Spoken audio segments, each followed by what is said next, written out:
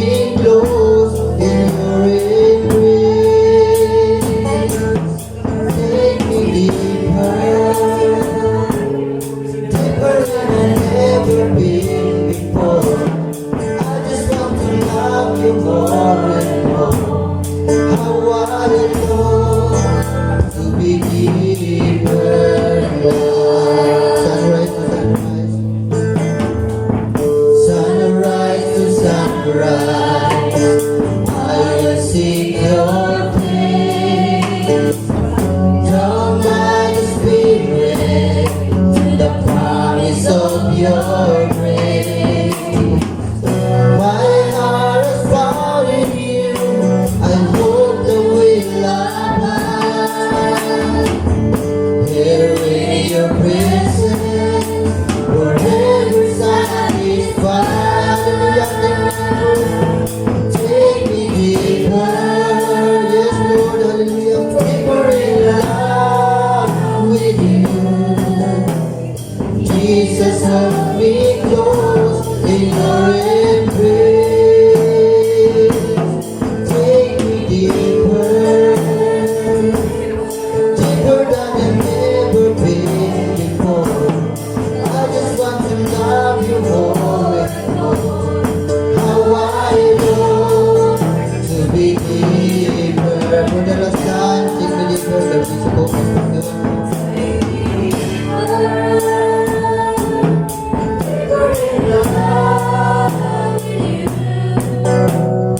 Jesus, hold me close in your embrace.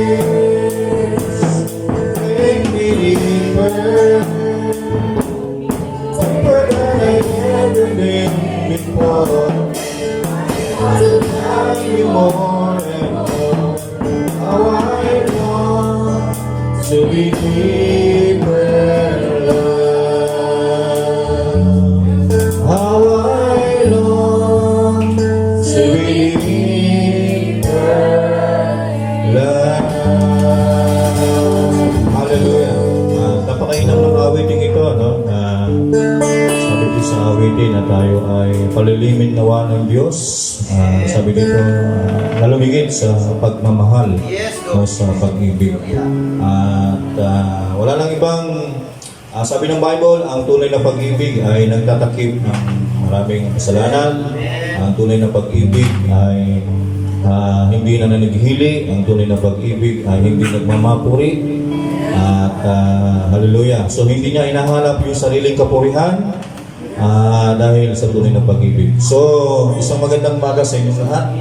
At lalumigit sa ating Panginoon. Nais ko munang basahin ang ating teksto sa magang ito. Bago tayo manalangin, nais kong basahin dito sa... Okay, parang ba yata? Okay, this is pakipindot nun sa... F5.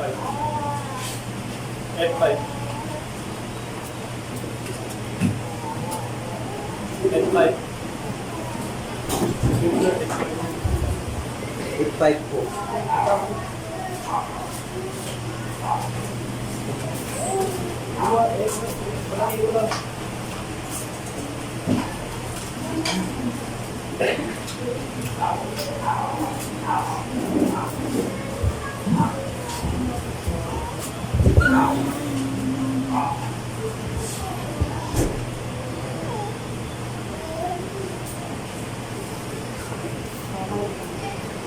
Okay, dito sa Revelation chapter 1, verse 9, ay John, sabi ni John, ay John, who also I'm your brother and companion in the tribulation, in the kingdom of the patience of Jesus Christ, was in the isle that is called Patmos,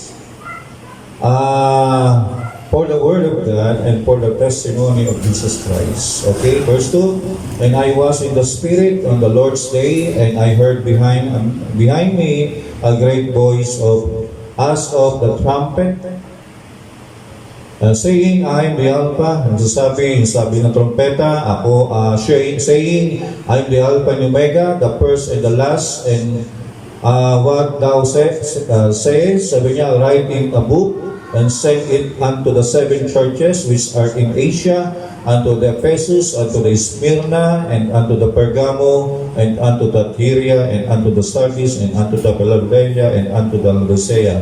Okay, another verse, Revelation chapter 4. Sabi dito, and after this I looked, and behold, a door was opened in the heaven, and the first voice which I heard was as it were of the trumpet talking with me, which said, Come up hither, sabi niya, and I will shew the things which must be hereafter. Verse 2, sabi dito, and immediately I was in the Spirit, and behold, a throne was set in heaven, and one sat on the throne.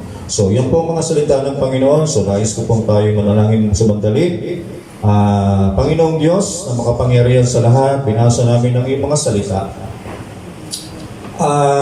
Alam namin, Lord, ang Revelation is the book of symbols. Puno ito ng hiwaga. Salamat sa iyong salita. Sabi mo sa Amos 3:7, ang lahat ng hiwaga ay ihahayag mo sa iyong lingkod na propeta, Panginoon. Panginoon, tulungan mo kami sa magang ito na, Panginoon, mabuksan ang aming mga puso, ang aming understanding sa iyong mga salita. Dalhin mo kami sa tamang pagkaunawa ng iyong salita, Panginoon. Hindi kami bumase sa aming sariling kaisipan, sa aming abilidad, Panginoon, dahil ang lahat ng sinugo mo mula sa lumang tipan hanggang sa bagong tipan, hanggang sa magkahanggang ngayon, ay lahat ay nubad mo ang kanilang mga kaalamang makatao, Panginoon. At Panginoon, dahil Lord, hindi namin kailangan ang mga bagay na ito. Dahil kailangan lang namin kami ay mapa-Espiritu Santo, Panginoon. At yun ang desire namin sa magang ito, Panginoon. Nadalhin mo kami sa Espiritu Santo. At Panginoon, wala nang ibang bagay para makita namin at maunawaan ang iyong mga salita. Panginoon, except to the Holy Ghost, Lord. Kaya Panginoong Diyos, sa magang ito, habang nangungusap ang iyong abang lingkod sa likuran ng pulpitong ito, mangusap ka po sa bawat individual, Panginoon, at ikaw magpaunawa. Ikaw ang nagilang aming great, Panginoon, na pastors, Panginoon, our great teachers, Panginoon, the prophet, pastors and evangelists, Panginoon. Ikaw, Lord, ang greater, Panginoon. Kaya, Panginoon, sa magang ito, itago mo lamang iyong abang lingkod, Panginoon, at ikaw ang mahayag. Kaya, Panginoon, salamat po, Panginoon, sa magang ito, at sa iyo namin ikinukomit ang mga natitirang oras para sa nalalabi, Panginoon, para sa pakikinig ng iyong mga salita. Panginoon, malaya kang kumilos sa umagang ito. Ikaw mag-create ng magandang atmosphere, Panginoon, at kung may mga bagay na mahirap maunawaan, Lord, ikaw lang po, ikayo ang magpapaunawa. Kayo ang maghahayag, Panginoon, sa bawat isa, Panginoon. At hayaan mo lamang kami magpasakop, Panginoon, sa ilalim ng iyong presensya, Panginoon, upang magawa mong mapaunawa sa bawat isa sa amin ang mga nais mo kung sabihin sa umagang ito sa pamagitan ng mga pinigkas na salita. At sa iyo namin kinukomit ang kami mga kapatiran man na hindi namin kasama sa umagang ito ay saan man sila naroroon. Patuloy na papalain mo po, Panginoon, sila. At sa mga susunod na mga pagtitipon, Panginoon, huwag mo pong hayaan na sila'y muling nawala, Panginoon. At ako ng mga Panginoon. Salamat po. Ito po kami dalangin sa pangalan ng Panginoon Kristo. Amen. Amen. So, okay. So, sa hindi pa kakatagal, kasi ang bilis talaga ng oras at ayoko kayong paghintayin ng matagal. So, nais kong pamagatan ito na ito pala yung setup na nagawa ko. Okay, I was in the Spirit in the Lord's Day. Okay, sa Tagalog, ako ay napa sa Espiritu. Yeah. Sabi ko sa Tagalog, pinasok kanina, akong si Juan na inyong kapatid at inyong karamay sa kapigatian. Okay, gusto ko lang munang bigyan kayo ng pundasyon kung ano nangyari dito sa... Ito si Sean, ito kapatid dito ng Panginoon Kristo sa Laman. Ang tatay nito si Jose at ang nanay niya si Maria, di ba? Pero si Jesus, hindi niya tatay si Jose, di ba? So, na doon sa history. Kaya si John, yung kapatid ni Jesus sa Laman, sa yung Juan na tinutukoy dito. Okay? Si Juan, dahil sila, nung panahon ng mga alagad, sila ay nasa ilalim ng persecution. Sa panahon na yan, ang lahat, kapag isa kang Kristiyano, isa kang tagasunod ng Panginoon Kristo, ikaw ay inuhuli ng mga Romano, at ikaw ay pabibilanggo, ikaw ay papapatay, o ikaw ay pakukulong dahil sa pagiging tagasunod ka ng Panginoon Kristo. No? At nabuhay ang mga alagad sa panahon na yan, mga kapatid. Okay? At sabi nito, kaya sabi ni Juan, akong si Juan na inyong kapatid at inyong karamay sa kapigatian. So, yun siya tawag ng kapigatian kasi nasa ilalim sila ng persecution. No? Na lahat ng believers ay kinukuha, hinuhuli, di ba? At natatandaan ni Apostol Pablo, at si Apostol Pablo nga, yung isa niyan sa mga pumapatay, umuhuli before, no? Hindi pa si Pablo convertido sa mensahe, ay si Pablo ay isang taga-usig ng araw. Okay? Pero sabi ni Juan, nasabi niya dito sa Revelation, no? Siya ay kapatid natin sa pananampalataya at siya daw ay karamay natin sa kapighatian at sa kasarian at sa pagtitiis na kay Jesus at napasapulo na tinatawag ng Patmos dahil sa salita ng Diyos at sa patutunan ni Jesus. At tuloy ganito po yun, mga kapatid. Nung doon sa aklat ng Revelation, in that time of the Apostle John, the beloved, siya ay nung hinuli at nung una, nagpakulo ang mga Romano ng kumukulong mantika. Sabi ng Bible, sa history, 7 beses itong pinakuluan.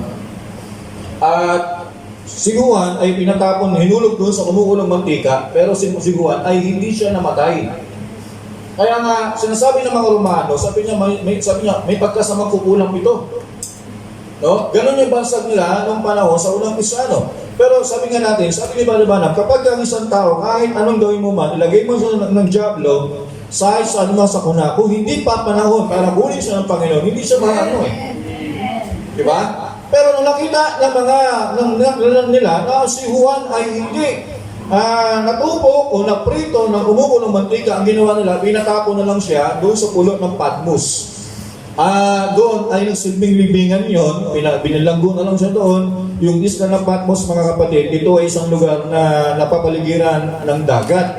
Kaya hindi ka pwedeng makatakas doon. Malaya ka man doon sa isla, pero hindi ka makakalayo maliban na tawirin mo yung dagat. Pero sabi, siya ay binilanggo doon sa isla ng Patmos dahil sa salita ng Diyos. At sa patotoo, no? Dalawa, ibig sabihin salita ng Diyos, bilang sa Hudyo, no?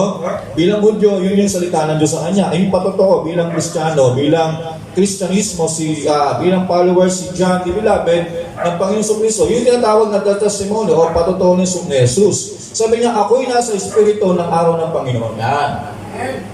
Okay.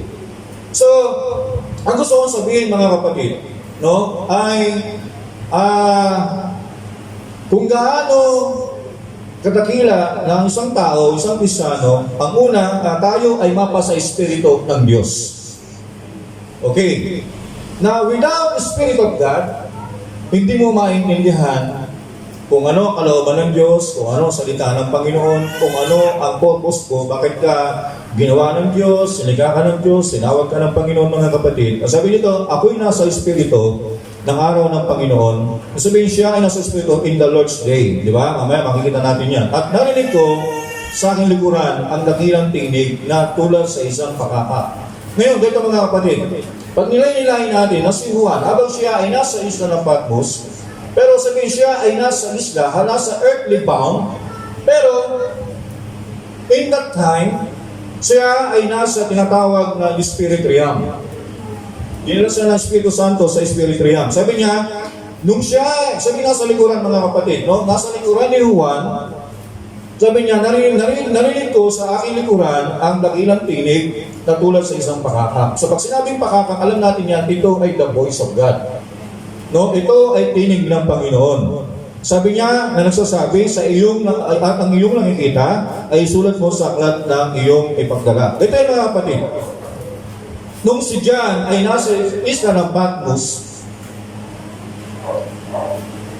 at dinala siya ng Diyos sa espiritong lugar, no? Sabihin mga kapatid, dinala siya ng Diyos sa ibang dako, dinala siya sa panahon ng Iglesia ng Efeso, sa Iglesia ng Smyrna, Iglesia ng Pergamo, Iglesia ng Thyatira, Sardis, Philadelphia, at Laodicea. Ibig sabihin, nakita lahat yan ni Apostle John. Nakita niya ang kasaysayan, bagamat napakabilis mga kapatid ng panahon, pero sabihin, nung siya ay nasa Espiritu ng Diyos, nakita niya lahat, lumalantad ang lahat ng bagay na yun na nagdadaan sa kanyang harapan. Kaya sinasabi niya, Nung siya ay nasa Espiritu ng Diyos, nung araw ng Panginoon, sabi niya ay meron siyang narinig sa kanyang likuran, pero isang tinig, tama, kasi isang tinig lang ang nasa bawat misayero.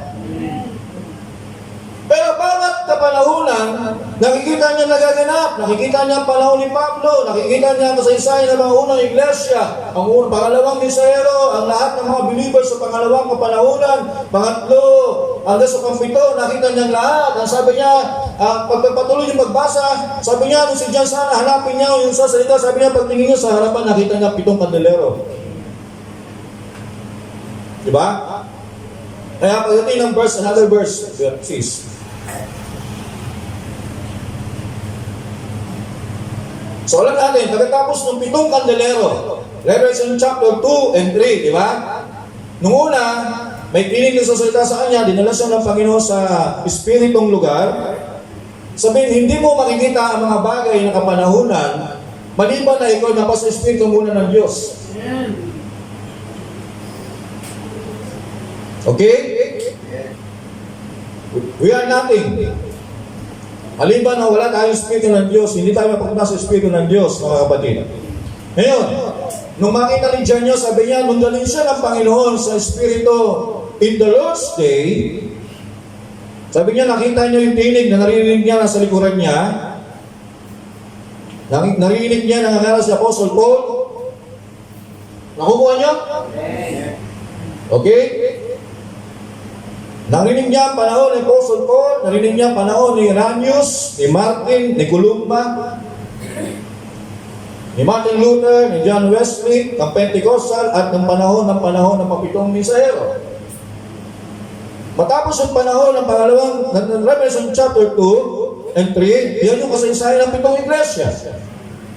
Matapos ang panahon ng 7 iglesia, sabi nito, pagkatapos ang mga bagay nito ay tumingin ako at narito ang isang pintong bukas sa langit.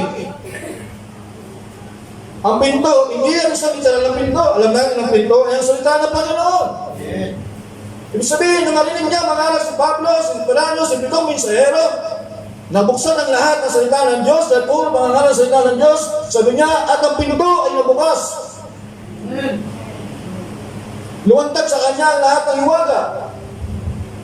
Nakita niya ang lahat ng bagay, mga kapatid. Sabi ng Panginoon, I am the way, the truth, and the life. Who is Jesus? Jesus is the Word of God. Kapag nalantad ang salita ng Diyos sa iyo, mga kapatid, paano nalantad ng Diyos ito? Sa pamagitan ng 7 mensahero niya sa likuran ni Juan. Pagtingin niya, nakita ng 7 kandelero. Si John is the type of the bride. Nung matapos ang 7 kapanahon ng iglesia, si John, nakita niya bukas na bukas ang pinto ng langit. Yun ang daan para makapunta sa langit, nabuksan sa kanya ang salita. Di ba? At sabi niya, pagkatapos ng mga bagay na ito, ay tumingin ako at narito ang isang pintong bukas sa langit at ang unang tinig namin narinig. So alam natin, yung sinasabi sa verse 1, chapter 1, isang tinig, nagsasalita sa likuran niya, di ba? Pero iba-iba, sabi doon, maraming mga tinig yun. Iba-iba, sabi niya, pag tinanong niya sa salitang English, voices. Kasi yung narinig ni John sa likuran niya, ito ay mga mensahero ng bawat mga kapanahunan. Diba? Tapos, pero isang tinig lang yun. Diba? Si Jesus yung dakilang mensahero, nagbigay ng mensahe kay Apostle Paul, siya rin ang liwanag na nagbigay kay Irenaeus, kay Martin, kay Columba, kay John Martin Luther, kay John Wesley, di ba? Lahat sa panahon natin. Kaya sabihin, isang mensahero lang yan na binigyan ng liwanag sa bawat mga kapanahunan. Kaya sabi ni John, narinig ko ang isang unang tinig. Ang unang tinig is the voice of God. Di ba? Yung trumpet ang nasa likod niya. Pero tingnan ni John, yun ay 7 kandelero, mga kapatid. Ibig sabihin, napakinggan ni Juan ang lahat ng mensahe mula sa Ephesus hanggang sa Pergamo, at sabi niya doon, but in the days of the voice of the 7 angel, all mystery of God shall reveal. Kaya sabi niya, at nang makita ko, sabi niya, dinala ko ng Diyos sa pintong at nabuksan ng langit. Hindi yan isang langit, hindi yan isang literal na langit, mga kapatid. Ang langit, ang daan ay ang salita ng Panginoon. Ibig sabihin, nalantad kay Juan ang kabuwang salita ng Panginoon. Okay? Kaya sabi niya rito, yung unang tinig na aking narinig, ito ay gaya ng pakakak, no? Pakakak, alam natin, yung trompeta. Ang trompeta ay salita ng Panginoon, yun ang ibig sabihin nun, na nangipag-usap sa akin. Pero alam natin, hindi yan si Jesus mismo, ang persona, kundi si Jesus ay lumalakad sa 7 kandelerong bituin. Sabi niya, sa gitna ng 7 kandelerong ginto, at sa bawat kapanahonan, meron mensahe ang Panginoon. At ang yun ang meaning ng Diyos sa bawat panahon. Kaya sabi niya sa bawat iglesia, ang may pakinig, makinig sa sinasabi ng Espiritu ng Panginoon sa bawat iglesia. Di ba? So 7 church ages, ganun ang sinasabi ng ating Panginoon, mga kapatid. Ngayon, nakukuha niyo ako, mga kapatid? Okay. Sana nakukuha niyo po yung aking kaya puro Tagalog lang itong ginawa ko. Okay? So sabi nito, sabi niya, na nangipag-usap sa akin at nasa isang nagsasabi, umakyat ka rito. Sabi niya, come up higher. Sabi niya, higher. Sabi niya, at ipapakita ko sa iyo mga bagay na dapat mangyari. Sabi, pag nakita mo, nabuksan sa iyo ang salita ng Panginoon, nakita mo na ang langit. Kasi ang langit ay ito. Di ba? Ito ang magdadala sa iyo sa langit. Pag nabuksan sa iyo ang salita ng Panginoon, mabubuksan sa iyo ang langit. At ang sabi ni John, ay sabihin, pag nandun ka sa presensya ng Panginoon, pag napasa Espiritu ka ng Panginoon, sabi niya, John, umakit ka rito. At sabi niya, at makikita mo ang bawat yung pagkakaayos ng mga pangyayari sa inaharap. Diba? Pag nabuksan ka sa salita ng Panginoon, paano mo mabuksan sa salita ng Panginoon? Una, mapunta ka sa Espiritu ng Panginoon. Hindi mo makikita ang salita ng Panginoon maliban na mapasa Espiritu ka muna. Okay? Hindi ang mensahe, ang Bible, hindi ito parang isang pocket book, sabi ni Father Branham, na binabasa mo lang between the line. Ang message at ang Bible, meron niyang revelation pag binabasa mo yan. Pero hindi mo siya maintindihan kung ano ibig sabihin without the Holy Spirit. Kailangan mapasa Espiritu ka muna. Daling ka ng Panginoon sa Espiritu. Di ba? At pag napasa Espiritu ka na, paano ka mapasa Espiritu? Tandaan niyo, ulitin ko. Paano nasa Espiritu si John?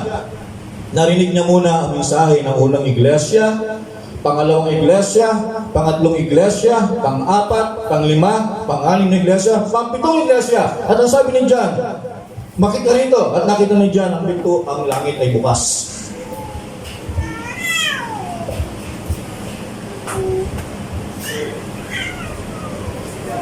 Kaya,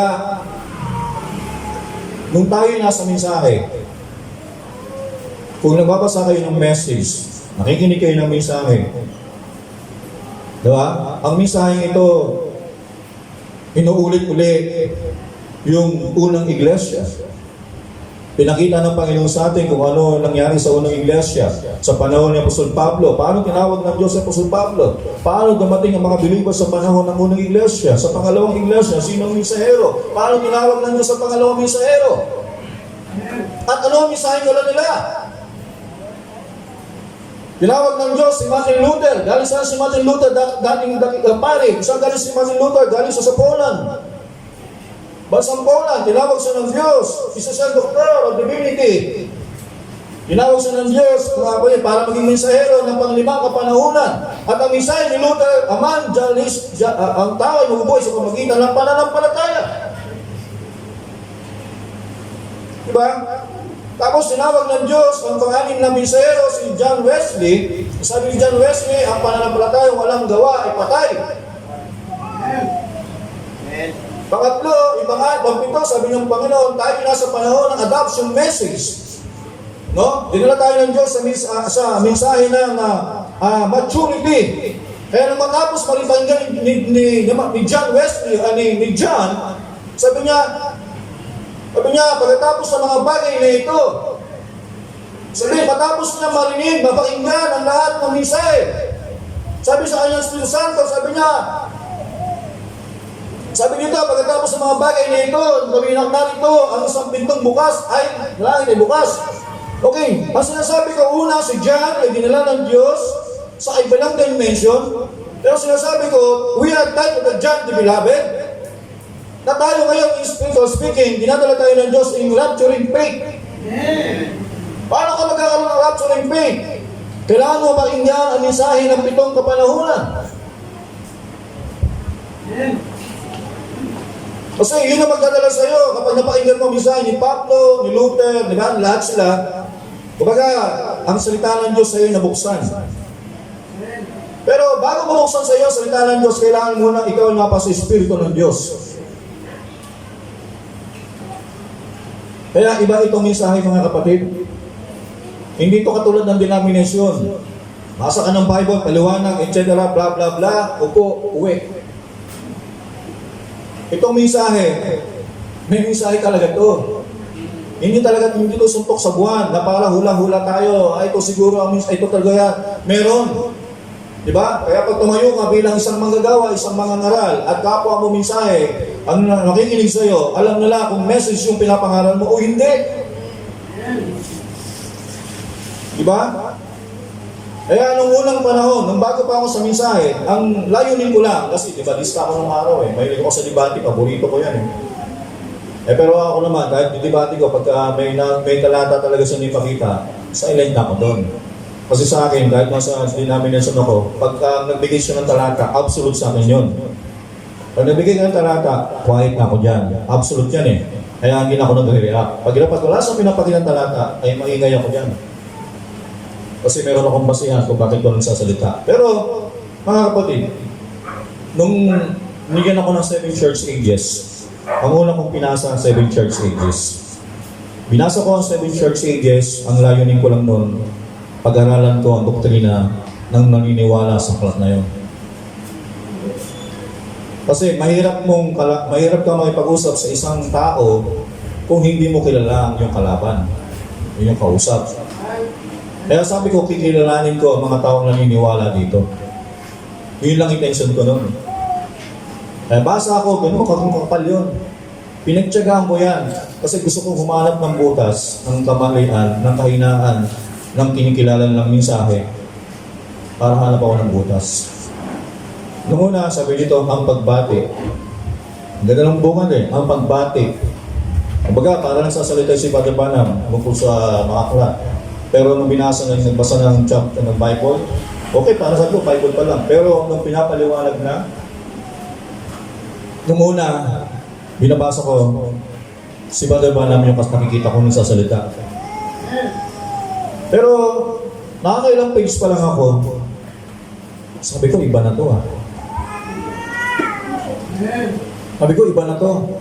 Sabi ko, wala akong makitang mali dito. Sabi ko, sige pa, basa pa, baka meron. Pero habang binabasa ko, lalo akong lumalalim. At dumating ang panahon na hindi ko na nakikita si Father Banam sa aklat na binabasa ko. Ang nakikita ko na, sabi ko, ang Panginoong Jesucristo na yung kasama ko. Parang siya yung nagpapaliwanag sa akin. Kaya pag binabasa ko ang mensahe ngayon mga kapatid, kaya sinasabi ni Father Banam, hindi ka pwedeng tumayo sa likuran ng pulpito o hindi mo naranasan ang experience ni Moses in the pillar of fire.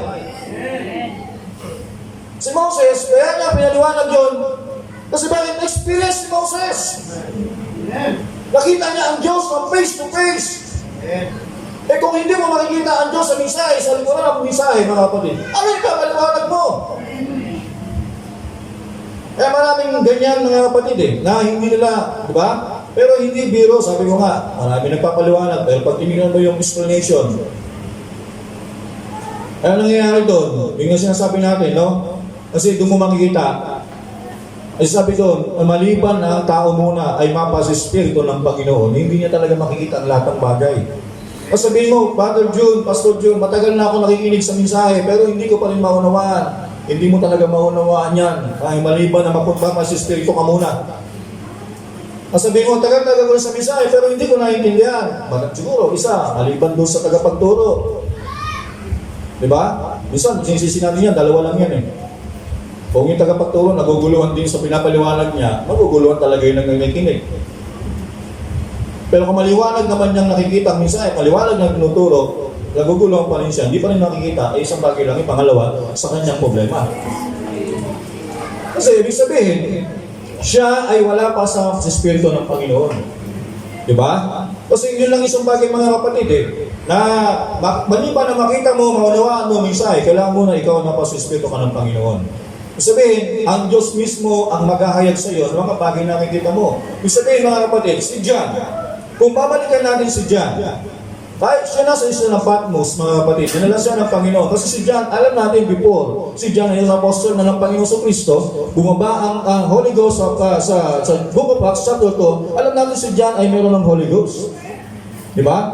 Sabihin nga siya ay nasa sa Espiritu na. So, nung siya ay nasa isla ng Patmos, mga kapatid, bagamat yun ay nasa under the time, pero dinala siya ng Panginoon sa Espiritu ng Diyos, ibig sabihin doon, nakikita niya, may feeling siya narinig ng pakaka, meron siya narinig na nangangaral, nakita niya, napakinggan niya, ang mula sa umpisa niya Apostol Pablo, hanggang sa katapusan niya Apostol Pablo.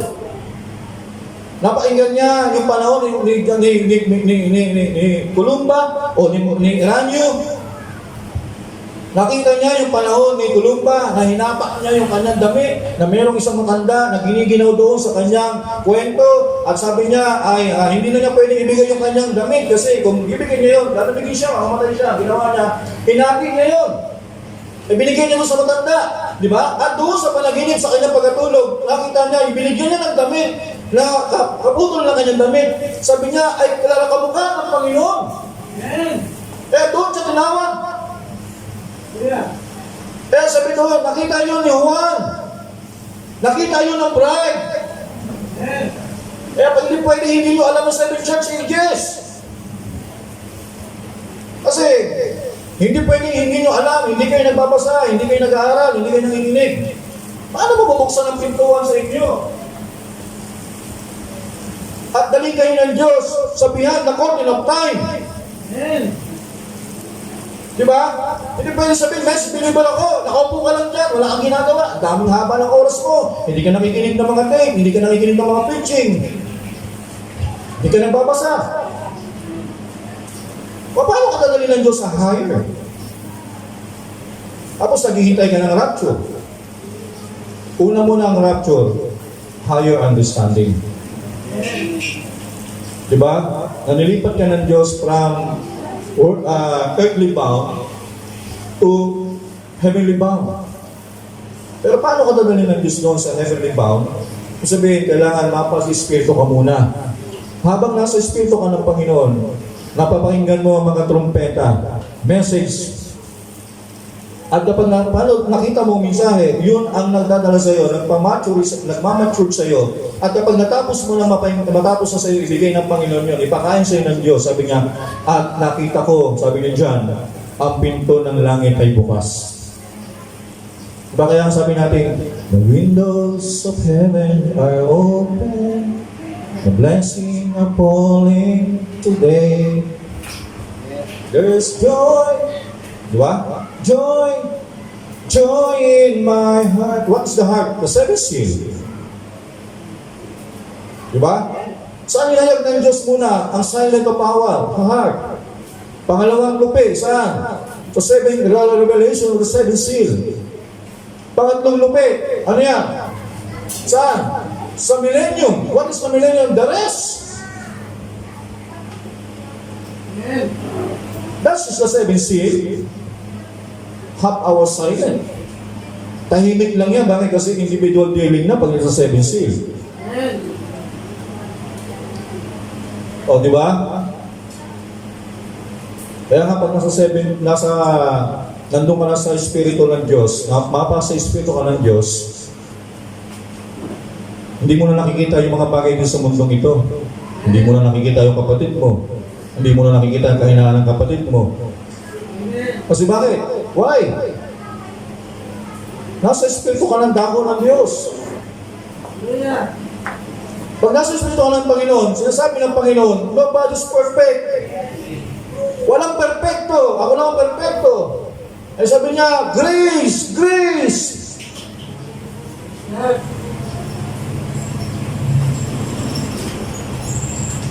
O di ba? Ganyan. Kaya, pag napasa Espiritu ka ng Panginoon, wala kang ibang nakikita kundi ang Diyos lang.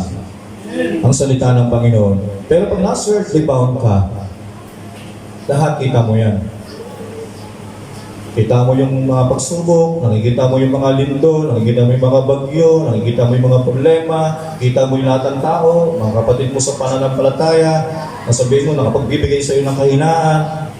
Pag ganyan ang inyong pananaw, yan ang kayo ay nasa earthly bound pa. Pero sinasabi nyo, we are end-time message. So, hindi po gano'n ang end-time message, mga kapatid. Pag ikaw ay end-time message, una, dapat ikaw napasa-espiritu ka muna ng Panginoon. Pag napasa-espiritu ka ng Panginoon, pag ikaw ay nasa espiritu ng Panginoon, sasabihin ko sa iyo, ito, maririnig mo ang bawat mga trompeta. Wala kang pakinggan. Kaya ang isang tao nasa espiritu ng Panginoon, walang ginagawa niya, kundi aral. Basa. Diba sinasabi ng awit, mapalad ang tao. Sabi niya na ang kanyang kasiyahan ay nasa kautusan ng Panginoon. At siya'y nagbubulay-bulay ng kanyang salita araw at gabi. Kapag ikaw ay napasispiro ng Panginoon, sino tutulak sa iyo para gawin mo yun? Hindi ikaw, kapatid. Ang Espiritu.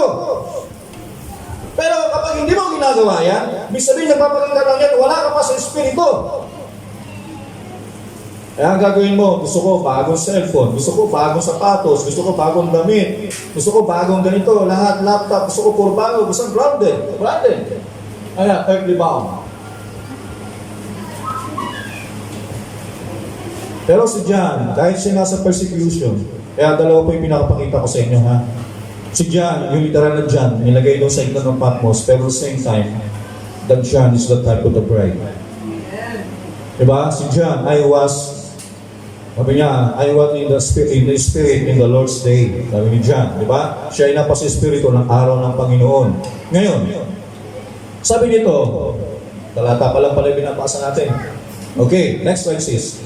Verse 4, verse 2, pagka kayo napasa espiritu ako. So yan isang bagay, no? Na tayo una ay mapasa espiritu muna tayo ng Panginoon. At narito, nung tayo ay nasa espiritu, doon mo pala makikita ang may isang luklukan. Pag sinabi kasi luklukan nalalagay sa langit, hindi yan literal na luklukan. Pag sinabi yung nakita ko may isang luklukan, ibig sabihin may isa lang kapangyarihan na gumagana. Isang sistema ang gumagana. No? Merong 4 na nilang nabuhay, merong 7 kulay ng rainbow, at 24 elders, at may mga angel. Sabi, pinaliwanag. Pero sabi niya, may pagkakaayos sila. Pero sino nagmamanipula ng lahat ng bagay na yan? Isa lang ang luklukan. Sabi, isa lang ang sistema. Sabi, makikita mo lang mga bagay na yan kung ikaw ay nasa espiritu ng Diyos. Sabi, kaya nga sa iglesia, ganun din eh. Pag ikaw ay nasa espiritu ng Panginoon, dapat nakikita mo kung anong posisyon mo, kung anong ministry mo. Kasi kung ikaw ay wala sa espiritu at halimbawa ikaw ay mayroong posisyon at hindi mo nakikita yon at naiingit ka sa ibang tao, sabihin hindi mo pa nakikita ka pa sa espiritu. Kasi dapat nakita mo, pag ikaw ay napasa sa espiritu ng Panginoon, nakikita mo ang pagkakasaayos ng lahat ng bagay sa loob ng iglesia. Sabi niya, mayroong 24 elder. Anong elder? Kasi matanda sila sa pananampalataya. Sabihin sila, di ba? Hindi mo pwedeng baliwalain, hindi nire-respeto ang nakatatanda sa pananampalataya. Kasi sabihin, pag ikaw ay napasuspirito ng Panginoon, hindi po pwedeng hindi mo i-respeto ang nakatatanda. Kasi yan ang setup. Di ba?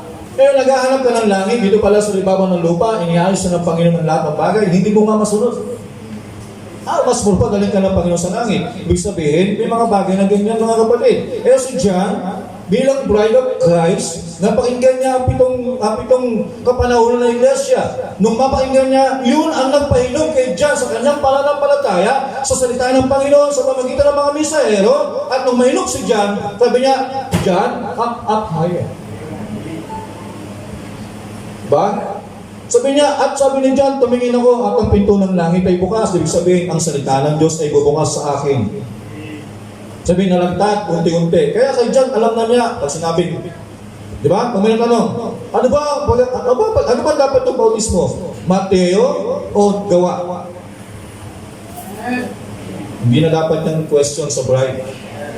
Kasi kung bukas na sa inyo ang salita, ang pinto ng langit, alam nyo na yan.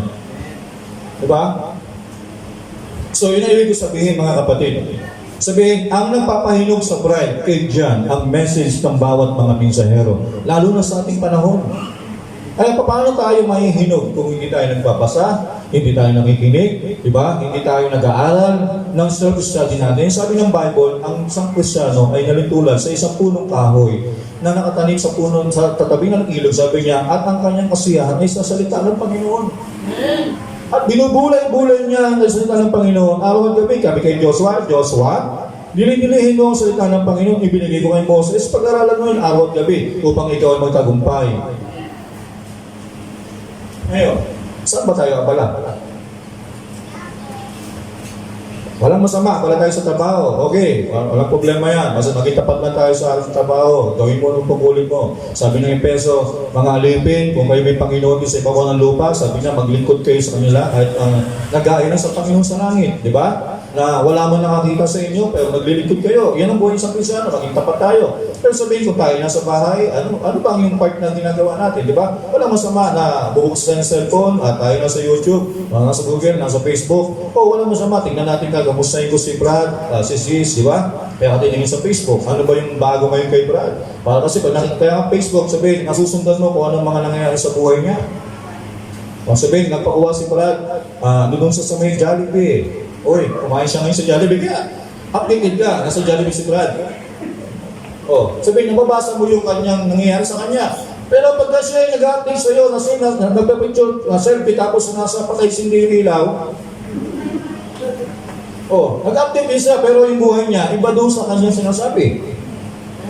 Kaya nga pa siya sa Facebook, wala na tayong lusod na sa Facebook eh. Diba? Ay kada post mo, kung ano yung post mo, yung sabihin, yun yung ginagawa mo. Kaya pinapaalam mo lang sa mga tao, ito yung ginagawa ko ngayon. Diba? Ganyan ang Facebook. O, sa YouTube naman, kumukuha ka ng mga, diba, mga impormasyon. Diba? Yun yung ibig sabihin ng mga kapatid. Pero sabihin, wala masama doon sa mga bagay na yun, mga kapatid. Basta, as long, gamitin niyo yung YouTube, manood kayo ng mga preaching, kung napanood niyo ng mga preaching dito, ng Wednesday, Thursday, Sunday, at natapos nyo na, at gusto nyo makinig pang ibang pangarap, gamitin niyo yung YouTube. Diba? Magpakalalim kayo sa salita ng Panginoon. Diba? Sabihin, hindi lang gawa din kayo mga kapatid. Umukay pa kayo ng mga bagay na dapat. Kailangan. Kasi pag ang isang tao na pa sa Espiritu ng Panginoon, yan ang hanapin mo eh. Kapag ang isang tao na pa sa Espiritu, ay sabi si John ay napapa-Espiritu ng Panginoon. Anong ginawa ni John? Pinakikinggan niya ang mensahe ni Pablo. You get it? Naunawaan niyo po ba ibig ko sabihin? Sabi ng si John ay napa sa Espiritu, ang sabi niya sa kanyang likuran ay narinig niya ang tinig ng sasalita sa kanyang gaya ng pakakap. Pero tingnan niya 7 kandalero. Tama? Ibig sabihin, dumaan kay John, napakinggan ni John ang lahat ng mensahero.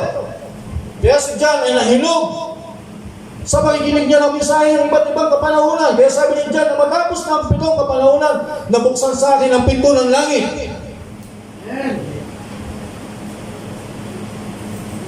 Sabi ng Diyos sa kanya, John, lumakit ka rito. At ipapakita ko po sa iyo ang mga bagay na mangyayari sa haharapin. Di ba? Nalaman natin kung ano mangyayari sa hinaharap. Sa pamagitan ng mensahe. Malam natin na mayroong tatayo na Antikristo sa loob uupusan ng 3 taon at ang sino mang walang tanda ng hayop sa kanan o sa noong kamay ay papatayin. At nakita rin natin na yung tawag dito sa magkakaroon ng dakilang kapigatian na sa 6 seals ay binuksan ng Panginoon. Ang 6 seals ay meron triple. Una, purging of the nature, purging of the foolish virgin, 144,000. Nakita natin pagkakasunod-sunod. Nakita natin pagkatapos sa mga bagay na ito, sabi nito, may puting kabayo, nakasakay sa kaputing kabayo, bababa. So siya maghahari, di ba? Magkakaroon ng millennium, magkakaroon ng Battle Armageddon sa loob ng isang buwan, magkakaroon ng World War III.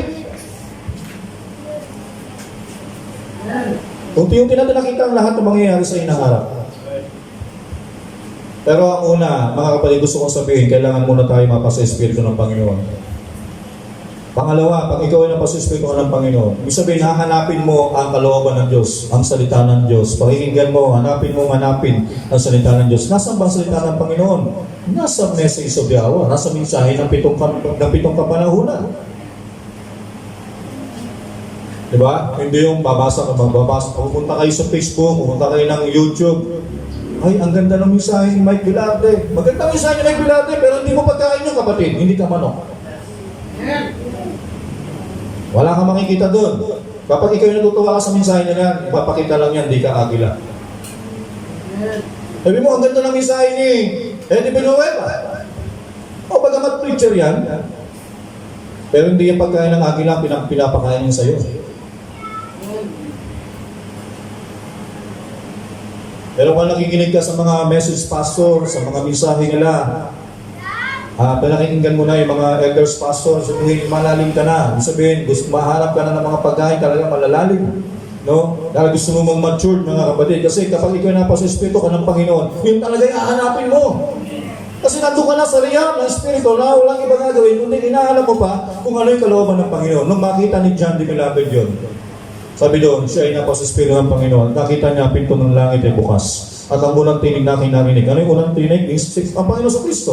Nagaya ng pagkakakala, ipag-usap sa akin. At sa isang nagsasabi, makay ka rito. At ipapakita ko sa iyo mga bagay na dapat mangyari sa harapin. Pagdakay po sa Espiritu ako, at narito may isang luklukan na nalagay sa langit, at sa ibabaw ng luklukan ay may isang nakupo. Nakita niyo ni Juan yung mga pagkakasunod-sunod. Is church order, mga kapatid. Okay, next. Okay, sabi sa message, sabi dito. Sabi dito ni Brother Branham, sabi niya ngayon sa ikasampung talata, ako'y nasa Espiritu ng araw ng Panginoon at narinig ko sa aking likuran ang tinig tulad sa isang pakaka. Ako'y nasa Espiritu ng araw ng Panginoon, sabi ni Juan, ngayon hindi ka makakagawa ng kalumang bagay na mainam hanggang sa mapa-Espiritu ka muna. Unang-una. Diba? Sabi ni Brother Branham, hindi ka magagamit ng Diyos. Ikay, lahat ng mga pagsisikap mo ay mauuwi lang sa walang kabuluhan. Hanggang sa unang-unay, gawin mo ito na mapa sa Espiritu. Sabi mo, umaawit ako saan? Sa aking sarili. Tumutugtog ako sa aking sarili. Nangangaral ako sa aking sarili. Nagsisimba ako para sa sarili. Bumibigay ako para sa Panginoon, ikapo, at saka offering para sa aking sarili. Pero sabi niya, mapapaliwala lahat yan. Dahil ginagawa mo lang yun sa iyong sariling kakayanan. Pero sinasabi dito, sabi niya, hindi ka magagamit ng Diyos. Sabi niya, lahat ng mga pagsisikap mo ay mauuwi sa walang kabuluhan. Hanggang sa anong unay gawin mo ito, mapa sa Espiritu. Kung ako'y aawit, aawit ako sa Espiritu. Di ba? Kung ikaw ay isang leader, nangunguna ka sa pag-aawitan, paano ka umaawit? Sa iyong bang sarili? O napa sa Espiritu ka muna? Paano ba maging isang mga awit pag nasa Espiritu na ng Panginoon? Eh sabi ni Balabana, ako'y aawit sa Espiritu. Kung ako'y mananalangin, sabi ni Pablo, ako'y mananalangin sa Espiritu. At pagkatapos, kung may bagay na darating sa akin ay may makainaman, kinakailangan na mahayag yun sa akin ng Espiritu at makumpirma sa pamamagitan ng salita. Kaya gano'ng kadagila na una, dapat ang tao mapa sa Espiritu. Pag hindi ka na pa sa Espiritu, sabihin mo, ay, kinasabi kasi ng Panginoon dapat magbigay ako ng ganito. Pero ang tanong, ikaw ba ay napa sa Espiritu? Muna? Diba? Ay, umaatin ako ng gawain kasi sabi ng Panginoon, huwag kalimutan ang pagtitipon. Tama. Pero ang tanong, kaya ka ba umaatin? Sa sarili mo ba yan? O ikaw ay napa sa Espiritu, kaya mo ginagawa yan? O ginagay ka ng Espiritu Santo na gawin mo ang bagay na yan? Pag ikaw ba'y nagbibigay ng iyong ikapo at iyong offering, ikaw ba'y nasa Espiritu? Yan ba'y ginagawa mo dahil inutusan ka ng Panginoon ng salita ng Espiritu? Ikaw ba'y nagpupuri? Paano ka nagpupuri? Paano ka pumapalakpak? Yan ba'y sa sarili mo? O ikaw ay tinadala ng Espiritu, tutulong ng Espiritu Santo. Ikaw ay napa sa Espiritu. Ang una, sabi niyo Balaban, kailangan muna tayo mapa sa Espiritu. Yun lang ang unang paraan. Para maging tama ang ating lakad, mga kapatid, dapat tayo muna mapa sa Espiritu muna tayo ng Panginoon. Next slide. Okay. Sabi niya, ngayon siya ay napa sa Espiritu bago nangyari ang anumang bagay. At sabi niya si Juan. Si Juan ay tipo ng nobya ni Kristo, mga kapatid. Bago si Juan, dinala ng Diyos sa ibang dimension. Ni-rapture si John. Sabihin, napakinggan niya ang kalooban ng Diyos sa 7 kapanaw ng iglesia at nakita niya sa salita ng Diyos. Pero bago niya nakita ang salita ng Diyos, una napa sa Espiritu muna siya. Hindi mo makikita ang mensaheng ito, kapatid, kung wala ka muna sa Espiritu ng Panginoon. Pwede mo sabihin, ako'y nasa mensahe naman, hindi yung kapatid. Ang sinasabi ng Panginoon, kailangan ikaw ng pasispirito ka ng Panginoon. Pumasok ka sa kanyang kalooban.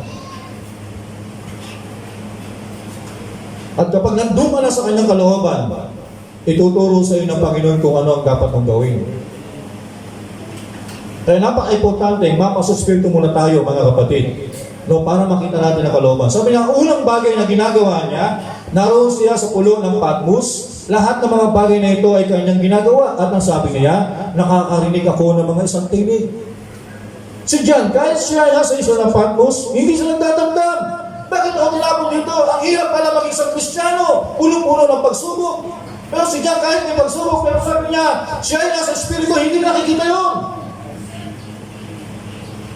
E sabi niya, nung siya nasa isla ng Patmos, sabi niya, at naririnig ko isa-isa ang mga tinig sa isang gaya ng isang trompeta. Diba?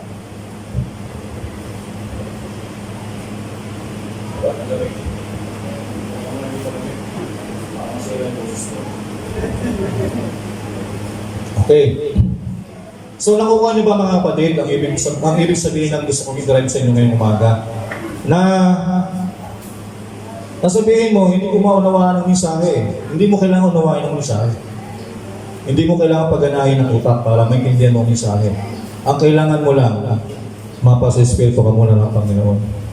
Kasi pag ikaw ay napasa-espiritu ka ng Panginoon, hayaan mo ang Diyos na magpapaunawa sa iyo at maghahayag sa iyo ng mga bagay na kanyang sinasabi sa kanyang mga tinig. Paano ang Diyos nagpapaliwanag? Sa mensahe ng ating panahon.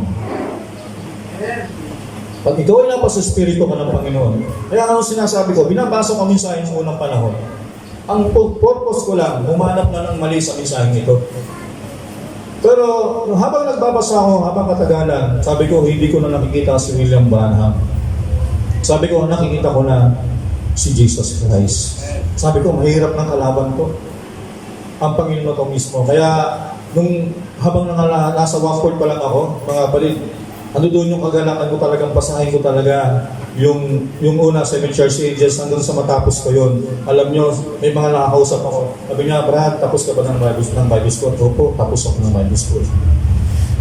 Alam nyo, sa totoo lang, pag nabasa nyo ang 7 church ages, talo nyo pa nag-aaral ng Bible School. Ako nagsasabi sa inyo. Kaya akala nila, tapos ako ng Bible School. Hindi nga natapos ako ng pagbabasa ng 7 church ages. Kasi bakit? Ay, sa Bible School ka nag-aaral 10 years. Marami ako nakausap sa Pentecostal. Tapos sila ng Bible School 20 years. Yung aming pinag-aaralan, sabi niya, hindi ko alam yung Brad. Hindi ko alam yung pinag-aaralan natin. Hindi ko alam yung tinatanong mo. Isang bagay yan ang hindi ko pa rin alam hanggang ngayon. Pero sa mensahe, alam. Ngayon, bakit ko naunawaan ang salita ng Panginoon? Hindi ko inunawaan ang salita ng Panginoon. Hindi ko sinili sa aking sarili. Kundi kinakailangan lang pala, kailangan muna mapasa-espiritu ka muna ng Panginoon. At kapag nandun ka na sa espiritu ng Panginoon, doon ng Panginoon ipapakita sa iyo mga bagay na ito. Saan? Sa pamagitan ng mensahe sa iyong panahon. Nung binasa ko ang mensahe, tuloy-tuloy ako pagbabasa. Matapos ko ang 7 church ages, binasa ko ang life story ni William Branham.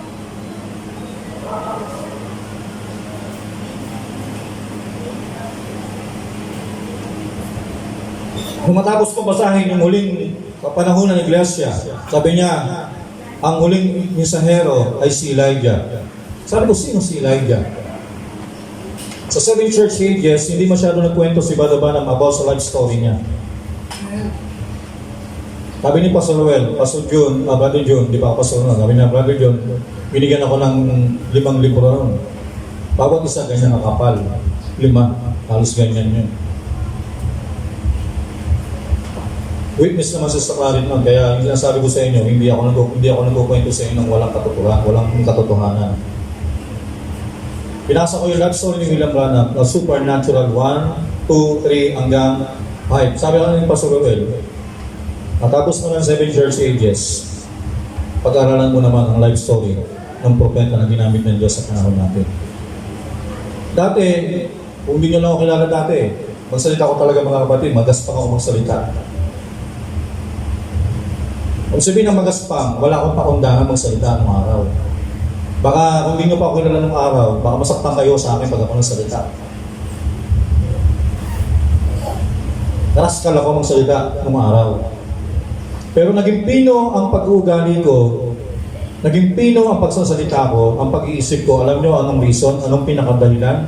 Ang pagbasa ng life story ni William Branham.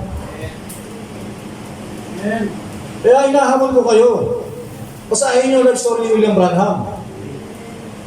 At doon nyo makikita kahit si Brother Branham, nagkwento lang konti lang, may sinabi na ng konti. Sabi niya, mga kapatid, humingi ako sa inyong pahumanin ha. Baka nasaktan ko kayo. Baka meron ako salitang nabanggit sa inyo na hindi ko sinasadya. Pero wala naman sa ginagawa. Pero bakit gano'n? Alam niyo, sabi ni Brother, ni Brother Branham, sabi yan, di ba?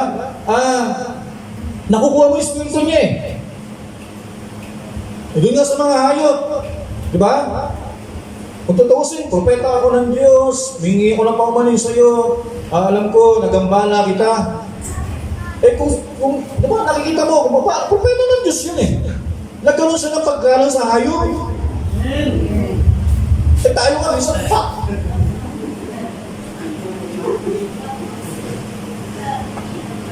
Oh, pero pag nabasa mo si William Branham, nabasa mo life story niya, siguro sabihin mo, sige na, alis ka na. Sabihin mo, may buhay din pala siya. Saan mo natutunan yun? Kay Brother Branham. Sabi niyo ng mga tao, Brother Branham, sa pagbabasa ko sa panginginig namin sa pangaral mo, isa kang woman hater. Lagi kang galit ka sa babae. Sabi niya, hindi ako galit sa babae. Kung alam mo lang. Diba? Lagi humingi si Brother Branham paumanhin. Ngayon, bakit mo din nagagawa yan mga kapatid? Kasi na-adapt mo yung espiritu ng propeta na minsahero sa iyong panahon. Sabihin si John, kung siya rascal noon, nakakunawaan nyo? Kung rascal si John, at iba yung kanyang salita magaspang, nung marinig niya mga trompeta, inayos ng Diyos ang buhay ni Juan sa pamamagitan ng mga minsahero, ng mensahe. Kaya nung sabi ni John, nung si John ay napasakop ng kanyang espiritu, sa espiritu ng Panginoon, sabi niya, at ang pinto ng langit ay nabuksan sa aking harapan. Kaya minsan, hindi nabubuksan sa amin ang salita ng Diyos. Alam niyo kung bakit? Minsan may problema pa tayo sa karakter. Hindi binubuksan ng Diyos ang salita niya sa isang tao hindi maayos ang puso.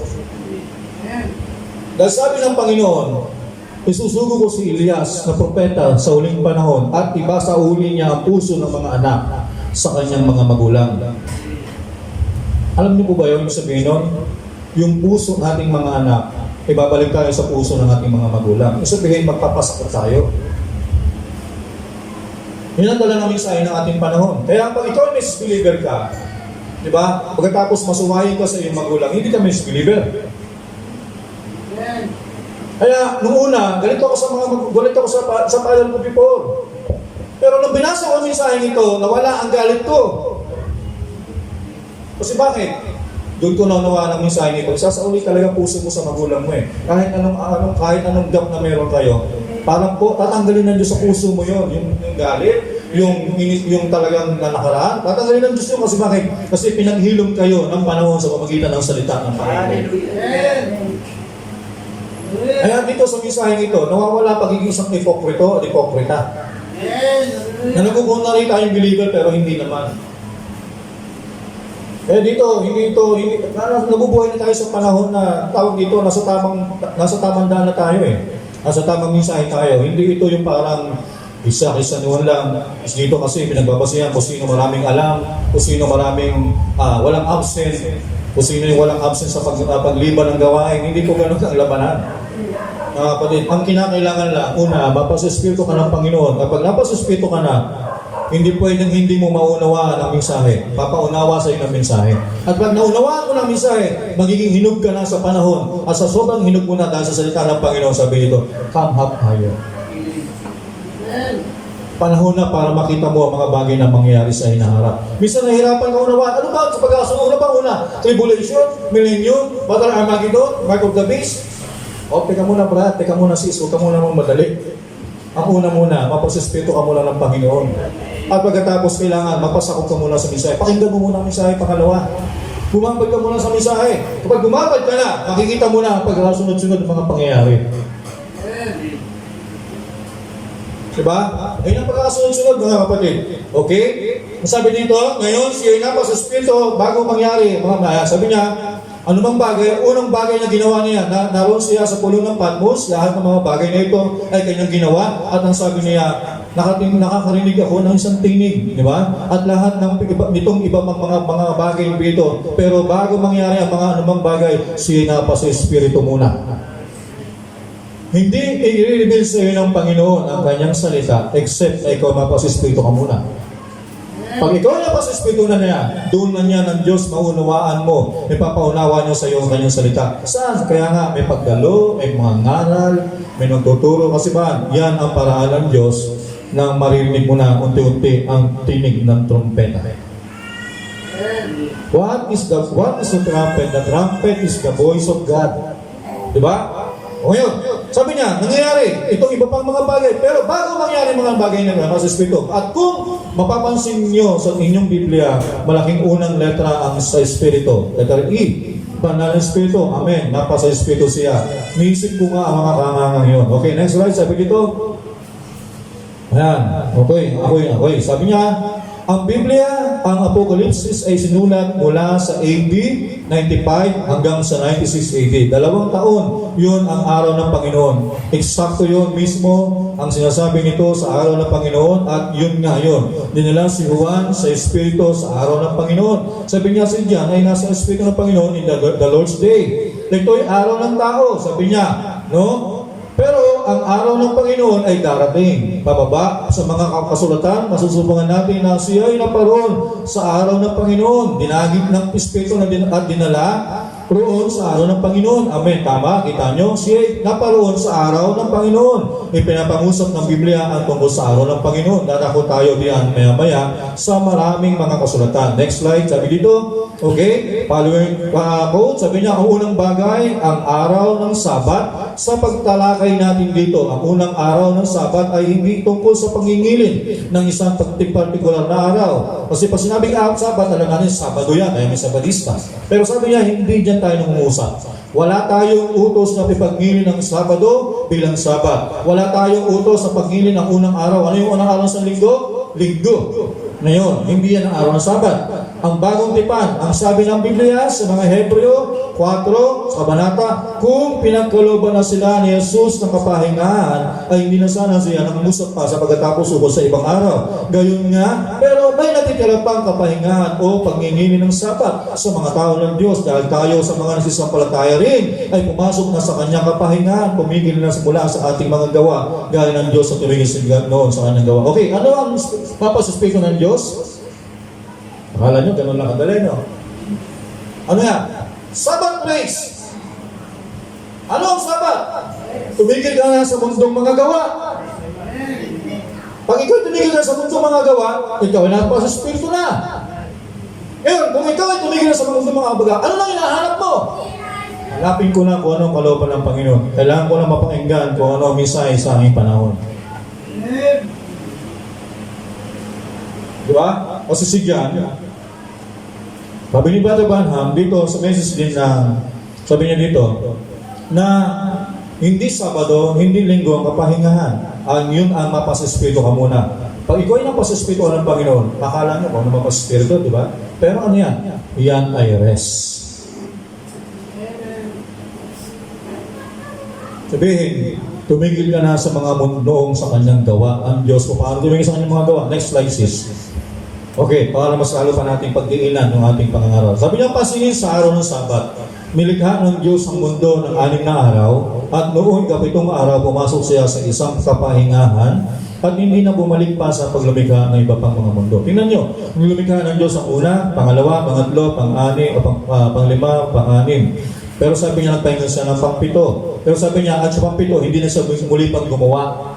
Eternal na yon ang nagpahinga ang Panginoon. Pagkatapos, ibinigay niya ito sa mga tao bilang isang alaala. Ano yung alaala? Kapahingahan.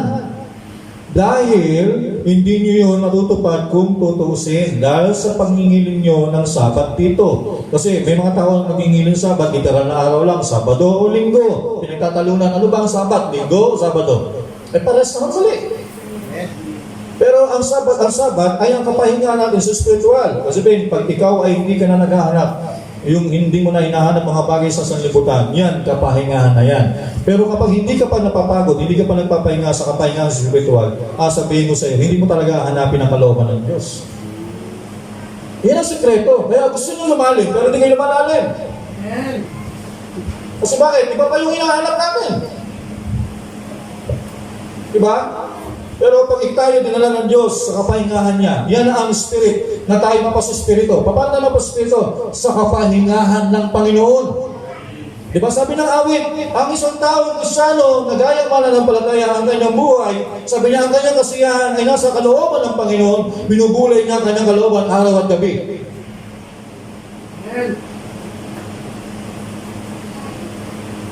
Yan ang isang tao nasa Espiritu ng Panginoon. Ayan ang isang tao nasa rest ng Panginoon. Ang hinahanap niya, na may nabasa sa Biblia, ay hindi ko manawaan ang bagay na ito. Ano bang ibig sabihin ng Panginoon dito? Kailangan niya bulayin ang salita ng Panginoon araw at gabi. Hindi sa titigal ang ginawaan. Kailangan siya mapasa Espiritu muna. At kailangan, para maunawaan niya salita ng Panginoon, sabi ng Biblia, sabi ng Biblia, huwag kang manalig sa sarili mong kakayanan. Kailangan mo pakinggan ang 7 candlesticks. Kailangan mo pakinggan ang bawat mga mensahero. Anong sinasabi ng Panginoon sa bagay na ito? Yung pala yun. At nakita ko ang pinto ng langit ay bumukas. Nakita mo na ang kalooban ng Panginoon. Nalantad na sa iyo ang kalooban ng Panginoon. Diba? Alam na alam mo na kung anong kalooban ng Panginoon at kung anong hindi kalooban ng Panginoon. Ngayon, yan isang bagay mga kapatid. Ngayon sabi niya dito, pagkatapos ibinigay niya ito sa mga tao bilang sangalala dahil hindi niyo maputupad yung puputusin. Dahil sa pangingilin ninyo ng sapat dito, yung kabilang bahagi ng mundo'y linggo naman uli. Pero kita nyo, kaya ipinagkikita niya na ito'y para noon sa isang bayan, isang pakwat na at panahon para sa Israel. Kaya kung ganun ay may nanatiling pangingilin ng sabat para sa mga hirang ng Diyos. Okay, next. Sabi dito, sapagkat tayong nagsisampalataya ay nagsipasok talatayan, Hebrew chapter 4, kanyang kapahingahan. Bagamat ang mga gawa, sinisipin ko po ang mga Hebreo sa may kaapat na kabanata, bagamat ang mga gawa ay nangatapos mula sa itatag ang sanlibutan. O sabi niya dito, sapagkat kanyang sinabi sa isang dapo ang ganito tungkol sa ikapitong araw. Sabi niya, at muli, siya nagtangi ng isang araw na sinabi sa mga awit ni David, sa inyo po na naglilista ng mga Hebreo. Sabi dito, okay? Muli, siya nagtangi ng isang araw, sinabi ng mga awit ni David. Ngayon, pagkatapos ng isang panahon, ito'y narinig ng inyong narinig. Sabi niya o sinabi. Ngayon, kung marinig ninyo ang kanyang tinig, huwag ninyong pagpatigasin ang inyong puso. Paano mo narinig ang tinig? Sa pamagitan ng mensahero ng iyong panahon. Katulad din dyan, napapakinggan niya ang mga trompeta. Okay, next. Sapagkat kung si Jesus ay binigay na sa kanila ang isang kapahingahan, araw ay hindi na sana niya sasalitain pa pagkatapos ang ibang araw. Okay?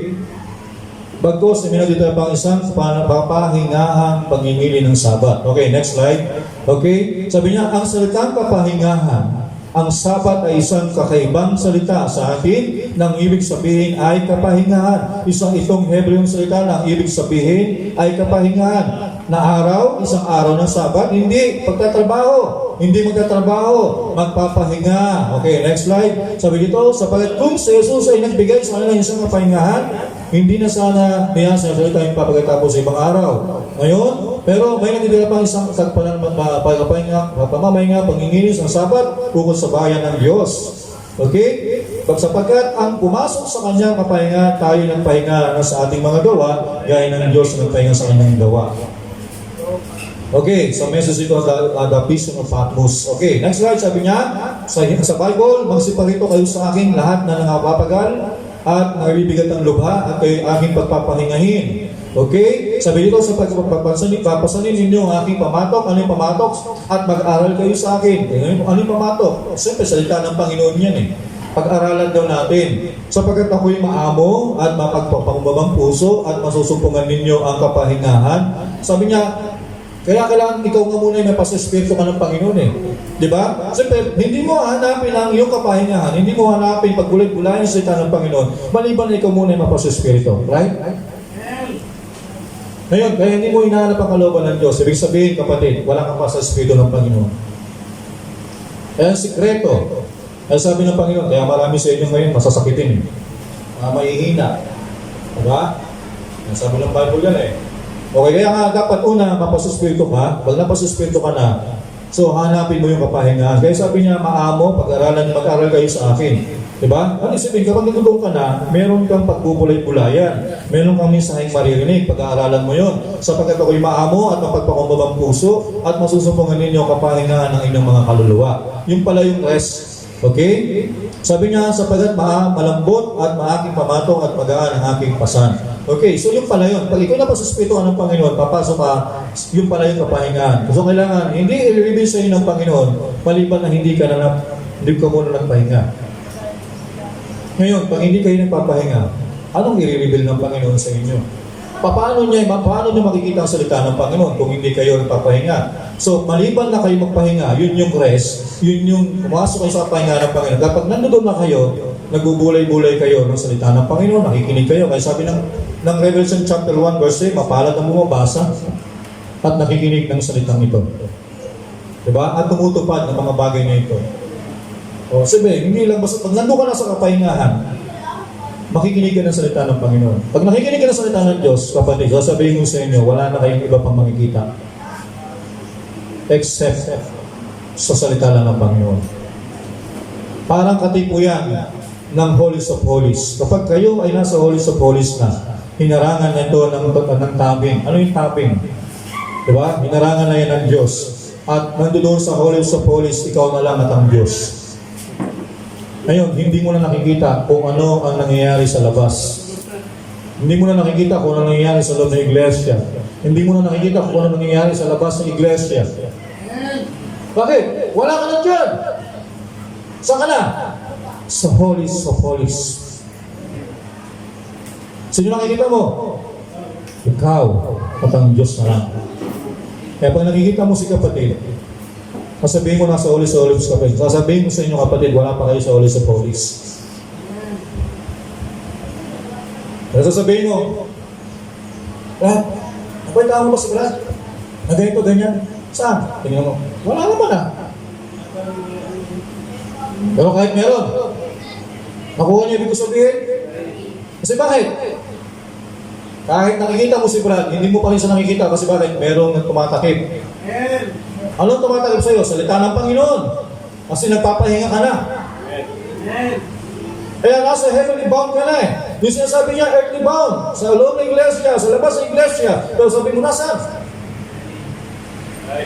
Pinapakita mo. Ano yung pinapakita mo? Ako ay nasa heavenly bound na. Kaya sabihin mo, hindi kita maunawaan kapatid. Diba? Ayun, next. Kasi yun yung sinasabi, ikaw ay nasa riyang. Heavenly riyang. Okay. Ngayon, sabi ng Romans chapter 8 verse 5, sapagat ang mga ayon sa laman ay nagsisikitalima sa mga bagay ng laman.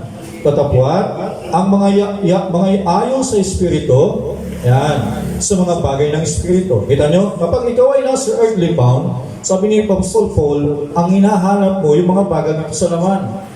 Pero pag ikaw ay nasa, dinala ka na lang Panginoon sa Espiritong dako, ang hinahanap mo yung mga bagay na sa Espiritu. Kaya pag ikaw ay nasa spiritual, lalo ka nagpapalalim sa salita ng Panginoon. Lalo mo tinutuklas kung ano mensahe. Ano sinasabi ni Brother? Ano mensahe? Gusto mo malabi? Nabasa mo 7 seal. Ano ba yung 7 seal? Kaya parang sabi mo, parang nabitin ako kanina. Ano gagawin mo? Tutuklasin mo yung sa sarili mo. Hindi sasabihin mo, atin ulit ako mamaya ay sa susunod na linggo. Baka si Brother Rebel na naman ang magpa-Bible study. Kita nyo? Saan kayo sumunod? Sa tao. Binigyan na nga kayo ng sinasabi, 7 seal. Hindi po saan yun ang message sa 7 seal? Kasi pag hinantay nyo naman si Brother Rebel sa linggo, ano yan? Sabi niya, magiging bata. Ano yung bata? Sabi niya, nilayo na tayo sa gatas. Nilayo na tayo dyan. Diba? Dinala tayo sa matiligas sa pagay, pero sinasabi niya, pero gusto niyo mo rin lumapit sa gatas. Ano yan? Dumidepende kayo sa tao. Wala masama na hindi tayo ng pangangaral. Pero kapag ikaw napasuspito ka na, kailangan mo lang kumilos sa sarili mo. Kung medyo parang sabihin ng kapatid, o mga kapatid, to be continuous na lang tayo. Sabihin mo, ay sayang, hindi ko pa nabitin pa ako. Sabihin mo, sige, bukas, uupuan ko yan. Saan? Sa pagbabasa. Babasahin ko ang 7 seal. Sabihin mo, ay, ganun ka pa. Ako, nakakatamad. Sabihin mo, pag sinabi mo nakakatamad magbasa, ang sabihin lang niya, kapatid, sasabihin niyo sa inyo, wala pa kayo sa Espiritu ng Panginoon. Hindi pa kayo nagpapahinga. Kasi ang isang tao nagpapahinga na, pahinga na sa kalooban ng Panginoon. Hindi na napapagod sa pag-aaral sa salita ng Diyos yan. Sabi ng awit, ang kanyang kasiyahan sa salita ng Panginoon. Pero kung kasiyahan nyo, ay, ang ganda ng TikTok nyo, oy, ilang views na. Nasa iba kayo. Kaya sabi ni Pablo, sapagkat ang ayon sa laman ay nakasis kalima sa mga bagay ng laman. Tatapwat, ang ayon sa Espiritu ay mga bagay sa Espiritu. Okay, verse 2. Verse 6, sapagkat ang kaisipan ng laman ay kamatayan. Tatapat, ang kaisipan ng Espiritu ay buhay at kapayapaan. Kaya magulo ang buhay ng tao kapag nasa laman, pero pag ikaw nasa Espiritu, buhay yan at kapayapaan. Diba? Subukan mo siya kapag nasa Espiritu ng Diyos Diba siyang kausap? Hindi yung pagkano, gumugulo. Kapag ang tao nasa Espiritu ng Panginoon, tingnan nyo, bawat puntahan niya, payapa.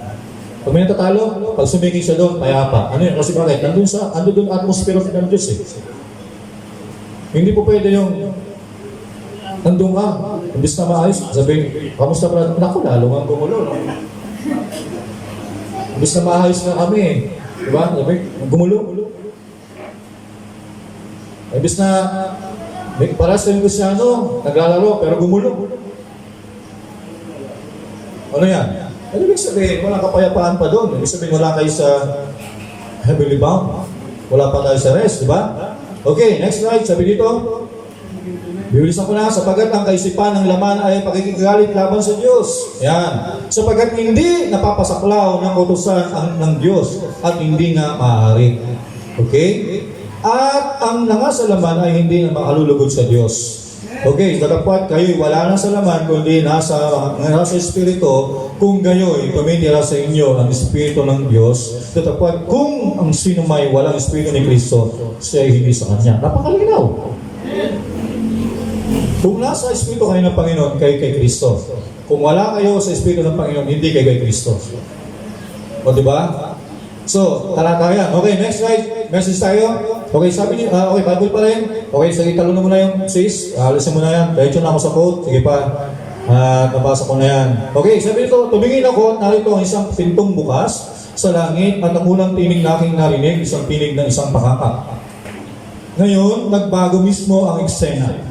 Ang pinapanood noon ni Juan ay yaong Patmos at ngayon ay nasa taas siya nakatingin. Bakit? Nakita niya ang isang bagay na ganap dito. Sa lupa, sabi niya, ang mga kapanahunan ng Iglesia. Nagtumutagay-gay sa 7 kapanahunan ng Iglesia. Pagkatapos, na masilayan niya ang mga kapanahunan ng Iglesia. Pagkatapos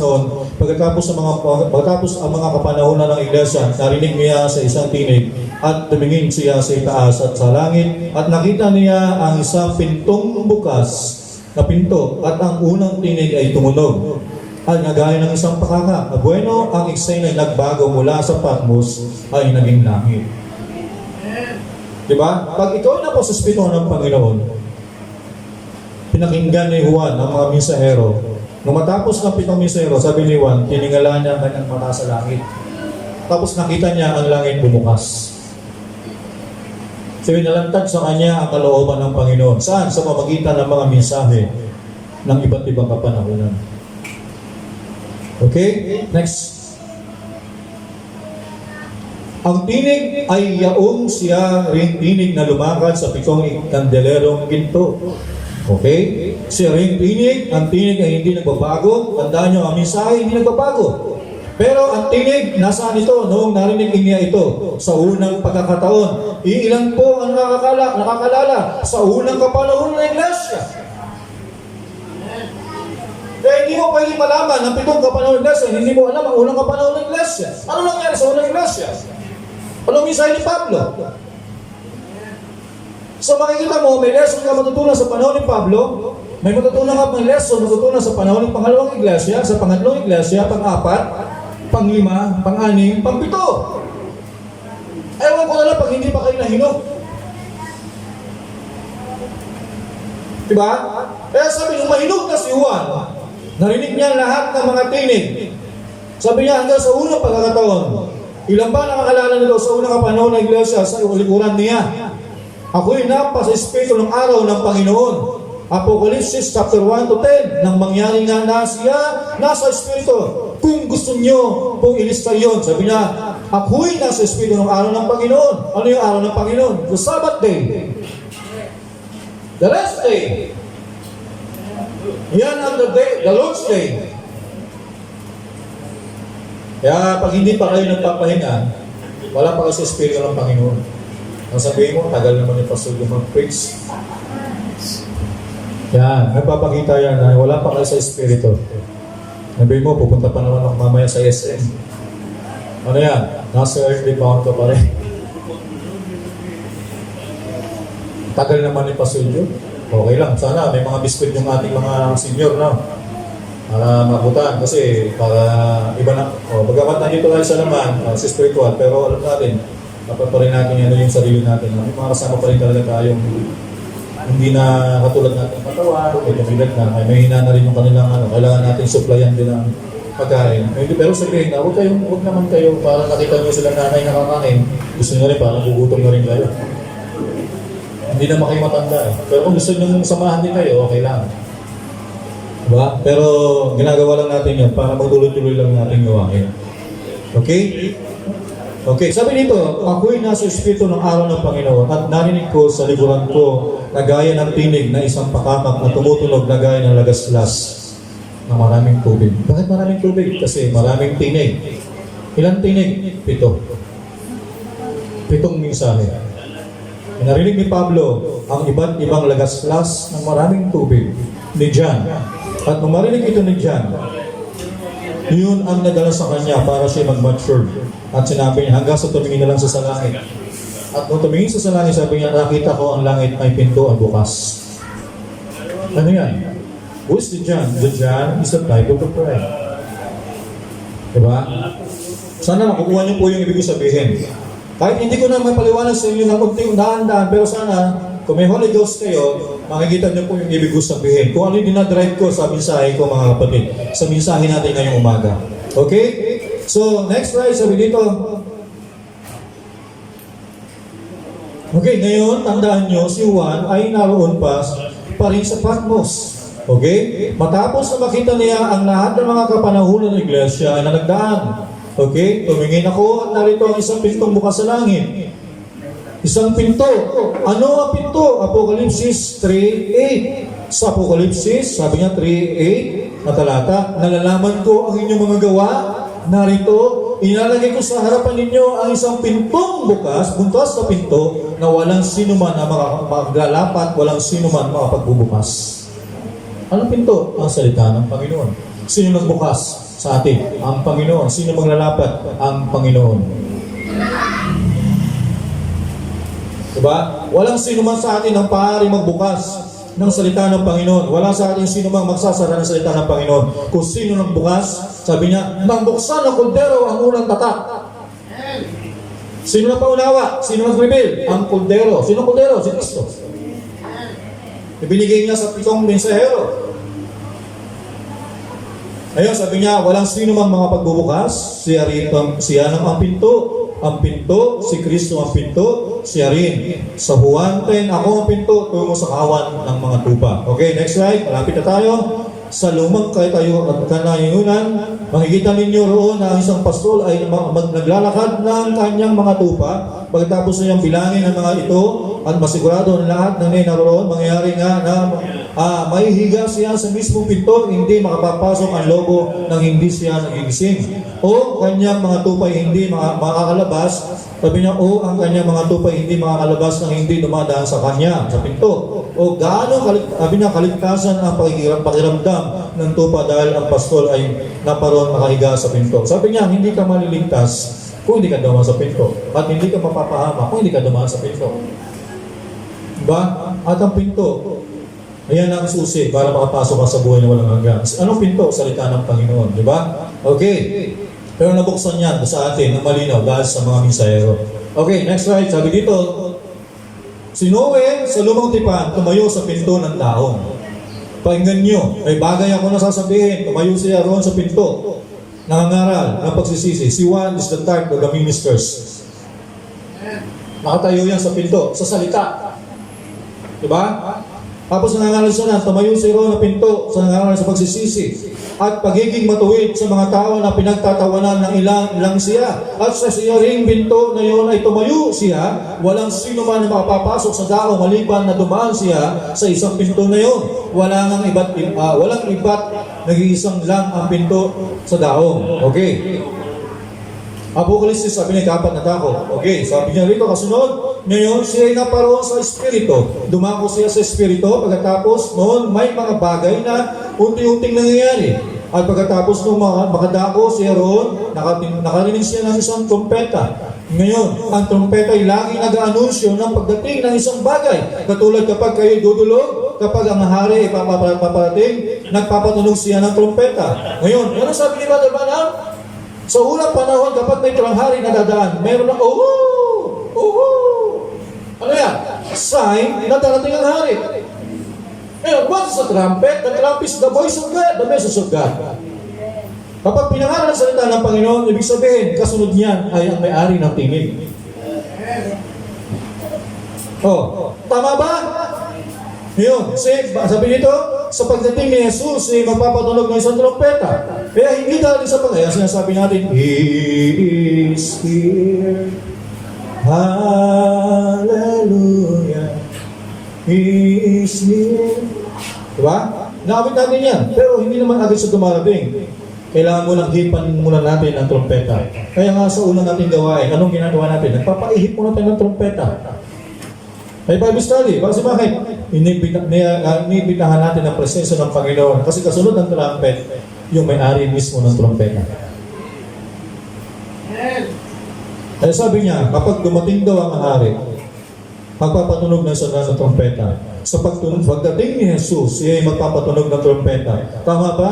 Noong si Joseph noon ay dumarating, nagpapatunog sila ng trompeta. At ngayon, may mga bagay nga dumarating sa pagpapalapit. Dumako si Juan sa Espiritu at narinig niya sa trompeta. Nakukuha niya? Nung marinig niya ang trompeta sa bawat kapanahunan, sabi, nakita ko ang pintuan ng bukas. Sino yun? Yung may-ari ng tinig.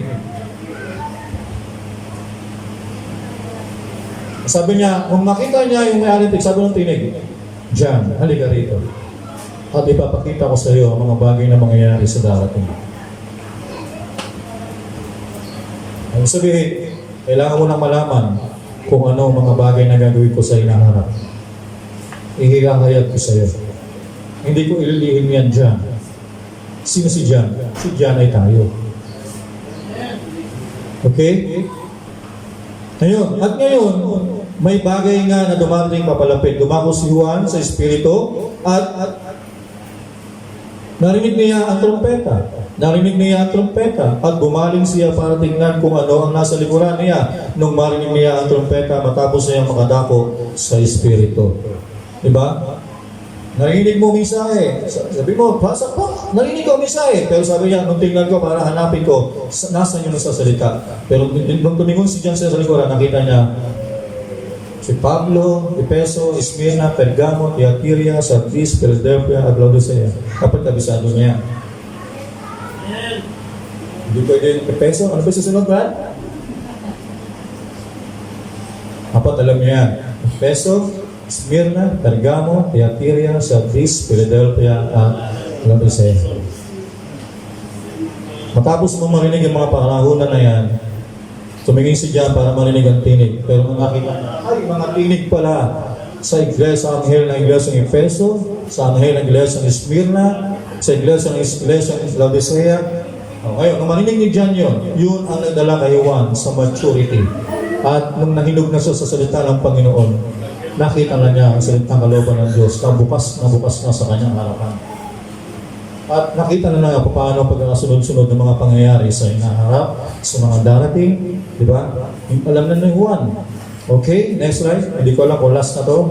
Pero sabi dito, marahil siya ay nagsasayaw nagtatatalon, nagtatakbo-takbo sa palibot ng isla. Alam niyo ba yan? Kasi pag isang bagay na may nahayag sa inyo, dati, naalala ko pa yung dati. Kung nakilala niyo ako dati, para sabihin niyo, para akong baliw eh. Sabi ko, ganun pala eh. Kasi, alam mo yung palang sasalita ng isa, akala nga nila, ganun ka na eh. Pero ganun lang yung isang tao pagka ikaw na ako sa Espiritu ko ng Panginoon. Kapag may isang bagay na nahinayag sa iyo ng Panginoon, na alam mo ba yung tinago-tago tapos nakita mo? Yung gaano kasaya yung puso mo na makita mo, dating hindi mo nakikita mo. Talaga lulukso yung puso mo doon. No? Sana mapasespirito tayo para makita niyo yung ibig kong sabihin. Kasi kaya ako nasasabi yan, kasi nga sabi ko, nakita ko na yung bagay na yun. No, matagal ko nang hinahanap pero nakita ko. Eh sabi niya, siya ay nagtatamasa ng maluluwalhating panahon. Siya ay sumasa espiritu. Tapos at siya, marahil hindi magandang pakinggan ito, pero hindi po ganoon ang ibig kong sabihin dito. Kita nyo, marahil ganoon ang ginagawa niya. Ayun, bueno, marahil ganoon na ang ginagawa niya. Naniniwala ako na nagtamasa na siya ng maluluwalhating panahon sa espiritu. Habang sadyang nagpupuri sa Diyos, dahil yun mismo ang nangyari nung bumaba ang espiritu sa kanya nung una. Alam nyo kasi, pag pinaliwanag ni Brother Branham, yung kapag ikaw ay napuspos sa Espiritu Santo, nagmumukha kang baliw sa mundo. Diba? Pag ako nga dati, nagiginig ako ng preaching eh. Sabi ko bigla, yun pala yun! Yun pala yun! Isa, nakakabaya ko yung Pastor, salamat. Bakit? Kasi, alam nyo, tagal ko na pinag-aaralan nyo, pero yun lang pala ibig sabihin ng Pastor, yung piniris nyo kanina. Sabi ko, yung inaawit ng Amazing Grace, sabi ko, tagal na kinakanta yan sa amin, sa denominasyon. Pero dumating ako sa mensahe, sabi ko, alam, yung pala yung mensahe ng Amazing Grace. Kinakanta naman sa Amazing Grace sa denomination, pero ba't hindi ko naunawaan? Kasi bakit? Hindi kasi lapat yung kinakanta doon sa mensahe nila. Pero lumapat na yung mensahe doon sa awitin, sabi ko, yung pala yun. Kapag pala hindi mo na inuwaan at wala ka sa tamang mensahe, hindi mo maunawaan bawat mga inaawit mo. Hindi yung kanta ka na ng kanta na pa, Amazing Grace, how sweet the sound. Pero kapag reveal na sa inyo yan, at kapag kayo na pa sa Espiritu, sabi niya, ikaw ay umaawit na nasa Espiritu ng Panginoon. Nakikita niyo na yung laman ng bawat mga awit. Hindi lang basta, feel my way. Masaya ka naman. We love. Pero wala pa, kasi natutuwa ka lang doon sa naawit mo. Minsan, doon sa mga paligid mo. Base doon sa mga narinig mo mga awitin, base sa mga narinig mo mga gitara, mga drums, sa mga palakpakan, maaaring doon ka lang natutuwa. Pero pag ikaw ay napasa-espiritu ka ng Panginoon, hindi mo makikita yung kapatid. Ang makikita mo, kung ano yung laman ng inaawit mo. Kung naunawaan mo ba yung inaawit mo, o hindi. At kapag nakita mo ang inaawit mo, may mensahe yun. Doon sinasabi ko, kaya minsan natutuwa ka, natatawa ka, pumapalakpa ka, kasi bakit umaawit ka na nasa espiritu. Okay? Kaya sabi niya, marahil ganoon ang ginagawa. Kaya misuhan-tuwa siya. Nagpupuli sa Panginoon dahil yun mismo ang nangyari nung bumaba ang Espiritu sa kanila nung una. Okay, next. Hindi ko lang kung last pa to. Sabi niya, nung bumaba sa kanilang Espiritu na Santo, nagpasuray-suray sila sa parang mga lasing na nakalalakihan at kababaihan. Alang kilos ay para silang lasing at masalita ng masalita ay patuloy na ganoon hanggang sa sabihin ng mga tao, ang mga taong ito ay ilasing sa bagong alak. Ganoon ang inikilos nila noong unang beses. Kaya sa pagdating ng Espiritu uli, marahil ganoon din ang kanyang ikikilos. Kita nyo, walang bagay na bago dito sa mga bagay dito. Ito ay isang makalumang panahon o relihiyon. Oo. Okay? Sabi niya, sa 3 kabanata ay natatapos ang kapanahunan ng Iglesia. Ganoon nga, at pagkatapos ang kapanahunan ng Iglesia na may kakarampot na minorya, at makikita natin, sige, makipakinig lang kayo rito. Binabasa ko uli ito kaninang umaga, talagang halos gulay-gutay-gutayin ako nito. Ang lugar at ang kalsalooban ng Kristo na katapusan ng kapanahunan ng Iglesia na matatagpuan mula sa 20 karata hanggang sa 22 karata na pukul sa chapter 3. Isipin nyo, yun si Kristo sa dulo kung saan siya naroon ngayon. Nasaan siya? Nasa katapusan ng kapanahunan ng Iglesia.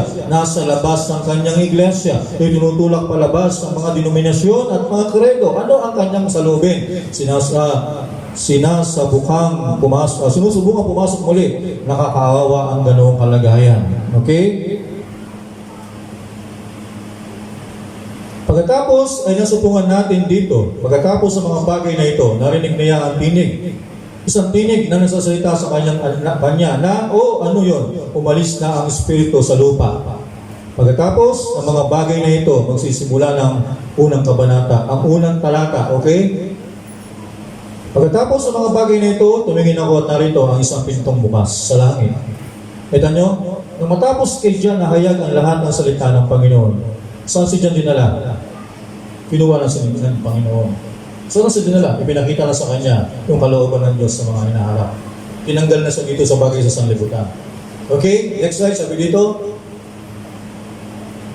Pagkatapos ang pag-alis ng iglesia ay heto ang isang pinto na bukas at nadadaan na natin ang lahat na yun at nalaman natin si Kristo, ang pinto. At ang siya rin pinitinig na lumalangan sa iglesia ng 7 ginto. Kadalong ginto ay ang pareho rin tinig narinig niya sa langit.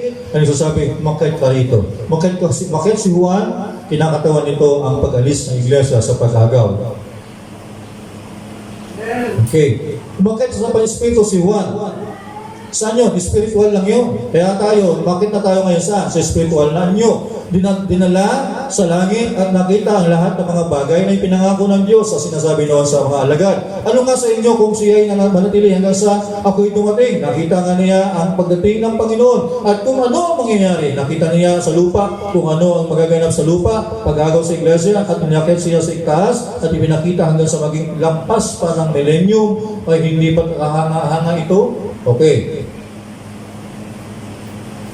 Ngayon, iniwan natin siya sa nakarang linggo. Kabanata. Okay, next slide. Sabi niya, at sa palibot ng luklukan ay may 24 na luklukan. At sa luklukan, nakita ko nakaupo ang mga 24 na matatanda at nararanta ng magputing damit. At sa kanilang mga ulo ay may mga putong ng ginto.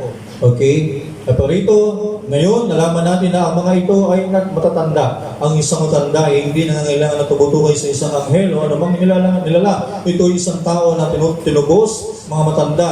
Dahil sila ang mga luklukan, mga putong at kapangyarihan na hindi kailanman tumukoy sa mga anghel. Kung ang mga putong, okay. So, ano ko na yan? So, sabihin, sa madaling salita, so, nakita na ni Juan. Sabihin, matapos na mahinog si Juan ng panahon ng mga tinig na narinig niya.